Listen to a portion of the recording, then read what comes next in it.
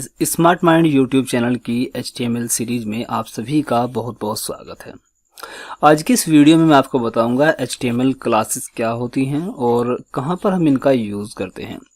यदि आप HTML के बारे में पहले से जानते हैं तो उम्मीद है कि आप क्लास के बारे में जानते होंगे, लेकिन जो HTML में बिगनर हैं उनको यदि इनके बारे में नहीं पता है तो ये बहुत ही इम्पोर्टेंट टॉपिक है और आपको इसको बिल्कुल भी मिस नहीं करना है। वीडियो को एक एक सेकंड का आपको प्रॉपर देखना होगा। जैसे कि आपको पता है हम वीडियो को लॉन्ग करते हैं, वीडियो हमारा लंबा होता है, लेकिन हम डिटेल में एक्सप्लेन करते हैं। जिन लोगों को लंबे वीडियो से प्रॉब्लम हो वो कमेंट में यस करें, और जिनको प्रॉब्लम नहीं है सिर्फ और सिर्फ समझना होता है ताकि आपको प्रॉपर समझ में आ जाए तो हम इसलिए लंबा वीडियो बनाते हैं। और जिन लोगों को प्रॉब्लम नहीं है वो नो लिख सकते हैं, ठीक है। तो देखिए, अब सीख लेते हैं कि आखिर HTML में क्लासेस क्या होती हैं और इसका यूज़ कैसे करते हैं, ठीक है। देखिए, सबसे पहले यहाँ पे नोट्स पढ़ लेते हैं और उसके बाद इसका प्रैक्टिकल कर लेंगे, ठीक है।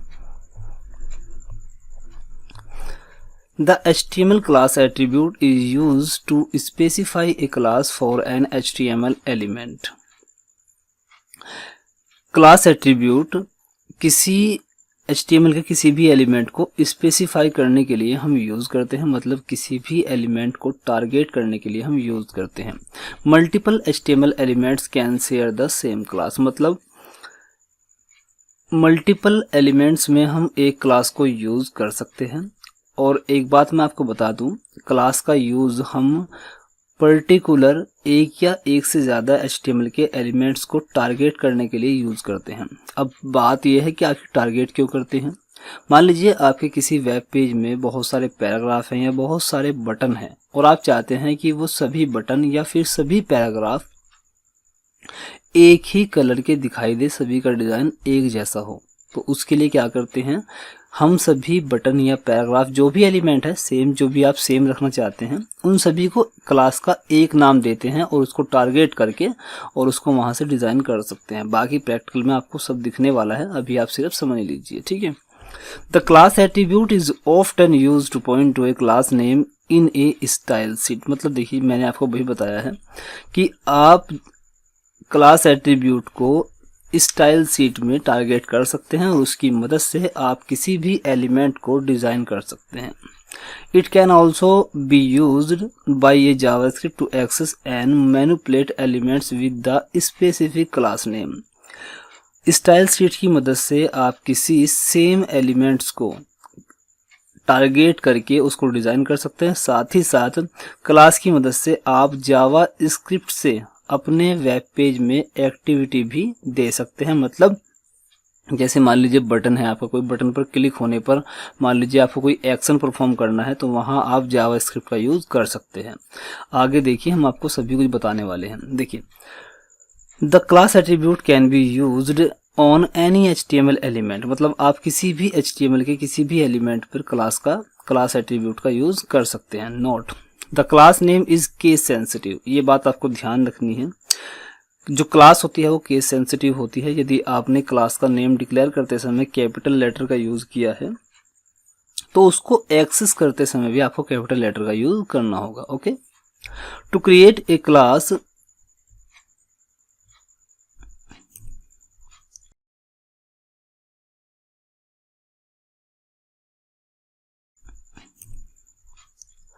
write period dot character followed by a class name, then define the CSS property within curly braces। मतलब जब आप किसी एलिमेंट को क्लास की हेल्प से एक्सेस करना चाहते हैं तो आपको डॉट प्रॉपर्टी का, डॉट कैरेक्टर का यूज करना होगा।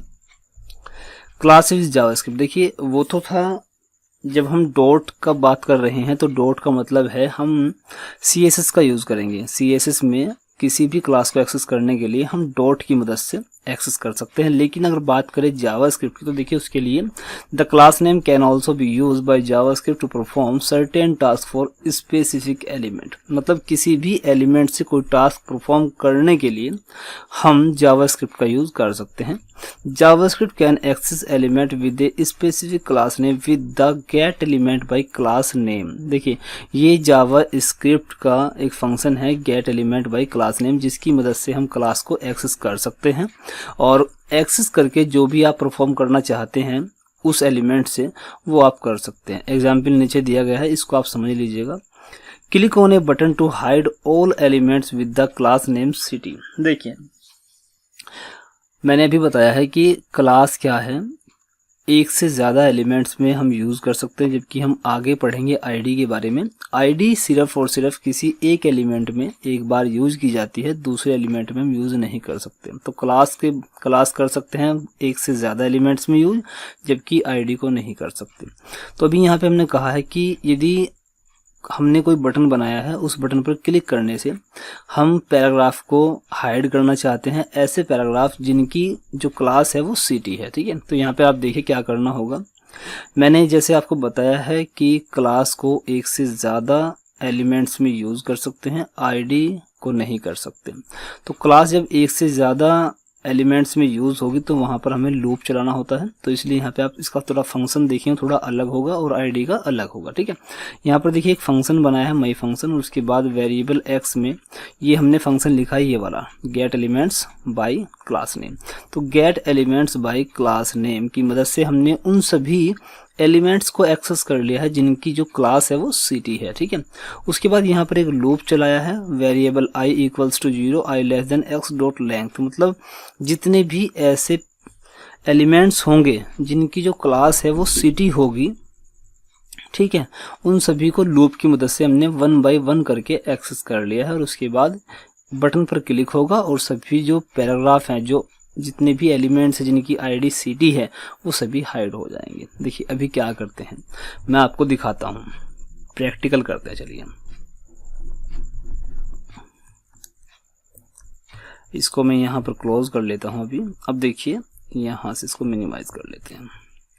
अभी आप देख रहे हैं मेरे इस पेज पर कुछ भी नहीं है, ठीक है।